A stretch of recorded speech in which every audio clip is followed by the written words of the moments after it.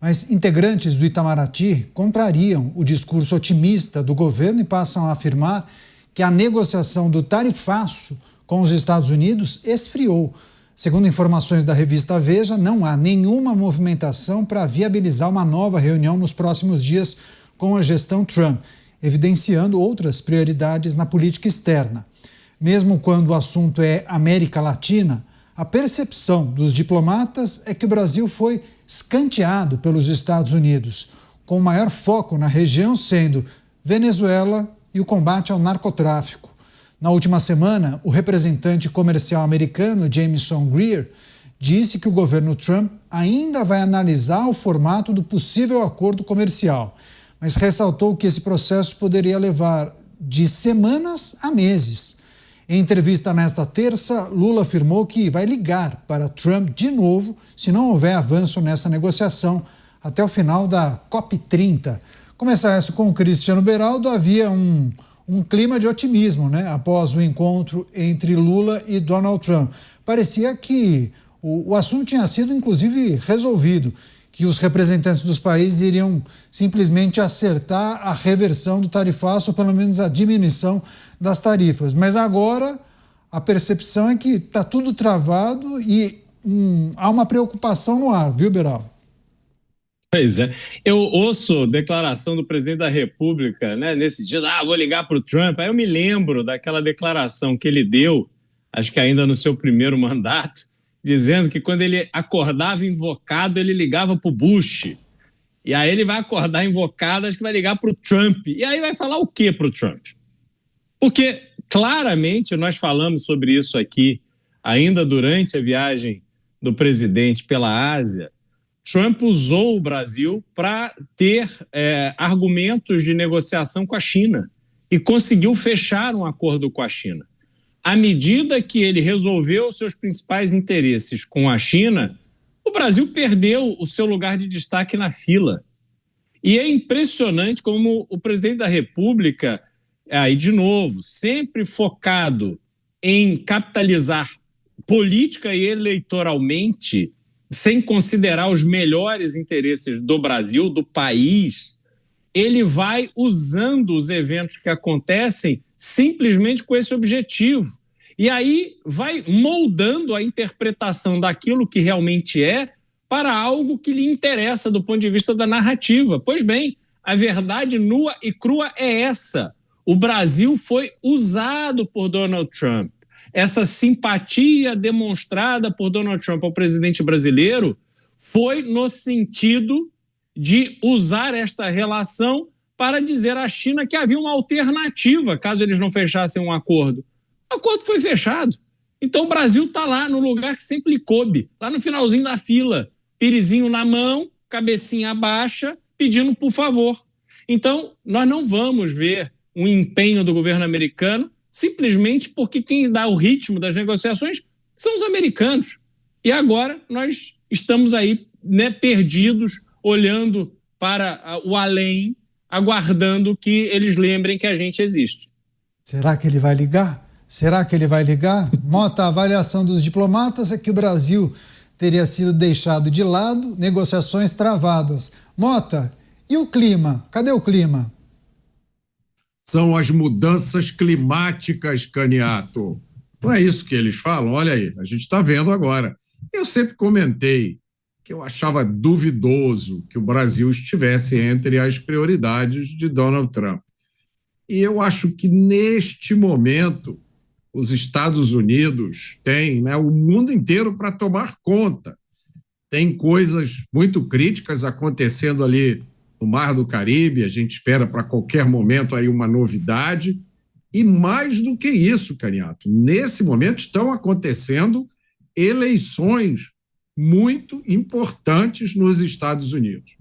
Tudo indica que a cidade de Nova York, que tem na região metropolitana um PIB maior do que o do Brasil, está prestes a eleger um prefeito marxista radical, comunista e amigo de extremistas religiosos. Então, neste momento, eu acho que a atenção de Donald Trump está em outro lugar. E parece que o governo brasileiro vai ter que pegar uma senha, entrar na fila e esperar um pouco. Você, Dávila, a percepção dos diplomatas mudou, né? De algumas semanas para cá. Havia um otimismo de que as coisas poderiam ser revertidas, de que a reunião, o encontro entre Lula e Donald Trump tinha sido muito bom, enfim, perspectivas muito positivas, mas agora a situação mudou. Negociações travadas, inclusive a avaliação de que o Brasil foi deixado de lado, Dávila. Sempre foi, Canhato, um otimismo infundado. Como eu sempre disse aqui no Pingos nos Is, o maestro dessa orquestra chama-se Donald Trump. Ele dá o tom, ele dá o ritmo e ele toca a partitura de acordo com os seus interesses. O Brasil tinha um interesse importante nesta negociação, como bem lembrado pelo Beraldo, em relação à China, em relação ao tema específico de minerais raros. Como o acordo foi feito, o Brasil deixou de ser prioridade e agora a tal da química acabou. E o que ficou são os cacos de uma relação que nunca foi profícua para o Brasil, porque o governo brasileiro sempre quis transformar a política externa numa esgrima de luta ideológica contra o tal do império do mal. E aí nunca teve uma estratégia de negociação. Não é à toa que o Brasil é um dos poucos países do mundo que até hoje tem uma tarifa de 50% sobre produtos brasileiros, porque o governo nunca teve disposição de conversar para valer com os Estados Unidos. Mas quais devem ser, então, os próximos passos, Beraldo? Se quem dita a negociação é o governo norte-americano, o Brasil deve esperar sentado. Há alguma coisa que pode ser feita? Você acha que essas discussões que nós tivemos na primeira metade do programa sobre o enfrentamento ao crime organizado, isso pode ajudar, inclusive, na negociação? Ou é preciso separar os temas, cada coisa no seu lugar? Não, pode ajudar. Aliás, essa negociação ela só volta a ter prioridade se o Brasil apresentar algum argumento, alguma vantagem. A negociação é isso, tem que apresentar a vantagem para o outro lado, deixar de lado, ou deixar para depois conversas com outros parceiros e priorizarem a conversa com o Brasil. Isso você vai conseguir com esses escritórios de lobby que atuam muito junto ao governo norte-americano. Obviamente não adianta ser o escritório de lobby dos democratas, o escritório de advocacia dos democratas, tem que ser alguém bem conectado com o governo norte-americano, e você tem o Brasil sinalizando coisas que podem captar esse interesse. O combate ao crime organizado, sem dúvida nenhuma, é um argumento muito forte. O governo brasileiro diz, olha, nós sabemos aqui que o Brasil precisa reforçar o controle das suas fronteiras, dos seus portos e aeroportos. A gente pode fazer aqui um acordo, um convênio, uma cooperação, seja lá o que for, para diminuir o fluxo ou impedir, à medida do possível, o fluxo de drogas para os Estados Unidos a partir do Brasil. E, com isso, vocês nos ajudam nesses temas aqui que são interesses do nosso país. Então, você consegue usar todos os argumentos para favorecer a recuperação dessa prioridade. Os setores, né, as associações setoriais têm um papel fundamental nisso, até talvez do ponto de vista comercial maior do que o próprio governo. Mas essas questões de política pública, sobretudo em termos de segurança e combate ao crime organizado e ao tráfico de drogas, que é o que motivou os Estados Unidos a se posicionar hoje na costa da Venezuela, isso é fundamental. Aliás, temos outras coisas, produção de petróleo, enfim, energia barata, base energética brasileira, primordialmente vindo de fontes limpas, com a produção hidrelétrica. Isso é uma série de argumentos para poder restabelecer ali uma proximidade nas conversas com os Estados Unidos. Agora, o problema, Canhato, é o Brasil continuar vendo essa proximidade como algo negativo, né? Um demérito do ponto de vista político-eleitoral. Você elencou alguns temas que poderiam ser colocados na discussão ou nessa negociação, né? Oferecer alguma vantagem para os Estados Unidos. Você nem citou nada relacionado ao ex-presidente. Num próximo giro, talvez valha mencionar a possibilidade da anistia, porque que tem um zum em Brasília da possibilidade de avanço desse tema. Daqui a pouco o Beraldo vai falar sobre isso. Você, Mota, o Brasil esperando qualquer tipo de movimento dos Estados Unidos, claro, questão comercial em primeiro plano, mas outras temáticas que fatalmente serão colocadas sobre a mesa, para além da questão comercial, né? Enfrentamento ao crime organizado, possivelmente. Talvez questões que envolvam o ex-presidente, também, não sei. Me parece, Caniato, que é vantagem para o atual governo brasileiro se apegar à narrativa que ele criou, que está usando até agora, e tocando essa situação até as eleições. Eu não vejo nenhuma vantagem do ponto de vista eleitoral que supere a vantagem da narrativa que o governo adotou e que ele, a cada oportunidade, reforça, né? A gente está vendo isso agora. O governo está dizendo com todas as letras que não pode classificar as facções como terroristas, porque isso abriria oportunidades para intervenções estrangeiras, que é uma indireta e direta para o governo americano. Como é que um governo como esse tem realmente intenção genuína de sentar e negociar qualquer coisa? Eu acho que, me parece, para ele é muito mais conveniente ir alimentando essa narrativa até as eleições. Você, Dávila, nas negociações entre os países, antes disso, antes de passar para o Dávila, rápida parada para você que nos acompanha pela rede. Seguimos aqui com as análises dos nossos comentaristas. Há uma dinâmica muito própria, né, Dávila, na negociação entre nações, quando tratamos de agenda comercial, por exemplo, né? Ainda mais o tarifaço imposto pelos Estados Unidos aos produtos brasileiros. O que é preciso considerar nessa negociação quando, obviamente, nós estamos do lado mais fraco, hein, Dávila? Caniato, é bom lembrar sempre uma frase importante do Bismarck, que foi o grande chanceler da Alemanha, e ele dizia o seguinte: na diplomacia não existe amigos ou inimigos permanentes, só há interesses permanentes. O problema é que os Estados Unidos sabem quais são os interesses permanentes. E o Brasil está em busca desse interesse permanente. Ele não sabe o que é. Uma hora é uma coisa, outra hora é outra.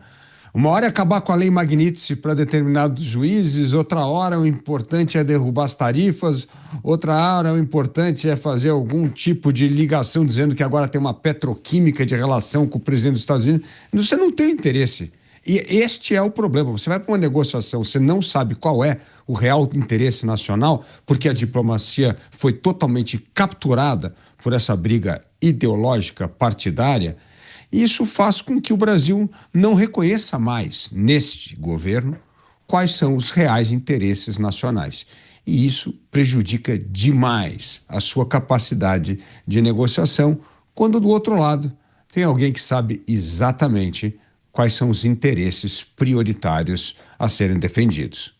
Pois é, 1 minuto e meio para você, viu, Beraldo? Você acha que em algum momento poderia alguém, inclusive ligado ao governo federal, tirar da cartola uma proposta de anistia para aqueles que participaram dos atos do dia 8 de janeiro, na tentativa de atender minimamente ao anseio ou ao desejo do presidente norte-americano?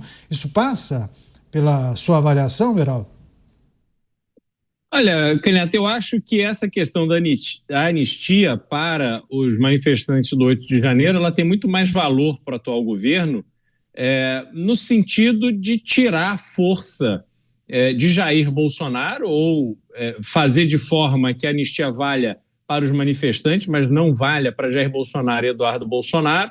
Com isso, o governo, de uma certa forma, mina esse discurso de que é a direita que está preocupada com os manifestantes, tira os manifestantes de circulação, porque eles obviamente sairiam da cadeia e teriam que ficar quietos, porque, enfim, ficariam gratos ali ao governo por ter feito alguma coisa, e manteria o Jair Bolsonaro fora das eleições do ano que vem. Não seria um cabo eleitoral nas eleições do ano que vem, que eu acho, neste contexto atual que vivemos, para o atual governo, para essas pessoas que vão buscar a reeleição no ano que vem, é um cenário ideal. para eles, não ter o Jair Bolsonaro como cabo eleitoral dos opositores. Não acho que isso está ali no cardápio prioritário dos Estados Unidos hoje em dia. Pois é, mas fiz esse questionamento para o Beraldo, porque tem um zum em Brasília, não é uma informação oficial, mas de que o governo federal poderia se debruçar sobre essa pauta. Anistia para os manifestantes do dia 8, sem Jair Bolsonaro e aliados. A gente vai tratar disso em breve. De volta, recebendo toda a rede Jovem Pan, a notícia em destaque, a avaliação de diplomatas e embaixadores brasileiros de que os Estados Unidos teriam deixado o Brasil de lado nas negociações sobre o tarifaço e, inclusive, há uma informação de que Lula poderia passar a mão no telefone e ligar para Donald Trump se as conversas não avançarem, se os diplomatas não conseguirem acertar algum tipo de tratativa sobre as questões que foram inicialmente discutidas entre os dois presidentes. Deixa eu só passar para o Roberto Mota para a gente finalizar essa discussão em relação à possibilidade de captura, como o Beraldo usou essa expressão, a captura da pauta da anistia pelo governo federal na tentativa de transformar isso em um ativo, talvez até eleitoral, o governo federal ter esse troféu. Nós, a partir desse projeto ou de um indulto presidencial, tiramos essas pessoas da cadeia. Isso poderia ser utilizado, inclusive, eleitoralmente. Lhe parece factível essa proposta, Mota? Não. Embora eu até apoiasse isso, porque o mais importante é você tirar as pessoas que não deveriam estar presas da cadeia e colocar na cadeia quem não deveria estar nas ruas, que é o que a gente viu na operação do dia 28. Agora, eu acho que essa possibilidade é muito remota, porque ela envolve ceder terreno ideológico. Vamos lembrar que os manifestantes do 8 de janeiro, eles inicialmente foram chamados de terroristas. Você lembra disso? Terroristas. Vocês fizerem uma pesquisa na internet, vocês vão ver muitas manchetes e declarações de autoridade. As mesmas autoridades que não querem chamar as facções de terroristas porque estão com medo da intervenção americana. Não tiveram medo naquela época. Chamaram os manifestantes de terroristas. Então, eu acho que essa possibilidade é remotíssima, porque ela envolve ceder terreno moral. E essa turma da esquerda está convencida que tem o monopólio da virtude. Eles podem fazer e dizer o que quiserem, inclusive fazer e dizer hoje exatamente o contrário do que fizeram e disseram há 10 anos atrás ou há 5 anos atrás, e está tudo bem. Eles podem. Os outros é que têm que ser policiados por tudo o que dizem e fazem. É só arrematar essa possibilidade, inclusive muito se discute nos corredores em Brasília, Dávila, a possibilidade do governo, inclusive, apoiar uma medida de anistia somente para os manifestantes do dia 8, sem beneficiar Jair Bolsonaro, e transformar isso em um ativo da esquerda, um ativo do presidente Lula, inclusive podendo utilizar isso na campanha eleitoral do ano que vem. Você acha que isso estaria no radar do governo, Dávila? Parece um pensamento muito sofisticado para alguém bitolado em alguns dogmas e achar que esta sutileza alguma hora poderia se tornar num ativo político à frente. Esse tal do zum, como você bem definiu, Caniato, em Brasília, esse assunto já deu tantas voltas que nós não sabemos mais discernir entre a ficção e a realidade. Pois é isso. A gente sempre monitorando o que acontece, né? Qualquer novidade, quando tiver uma manifestação oficial, obviamente a gente vai trazer e discutir com os nossos comentaristas. Por enquanto, no campo da especulação.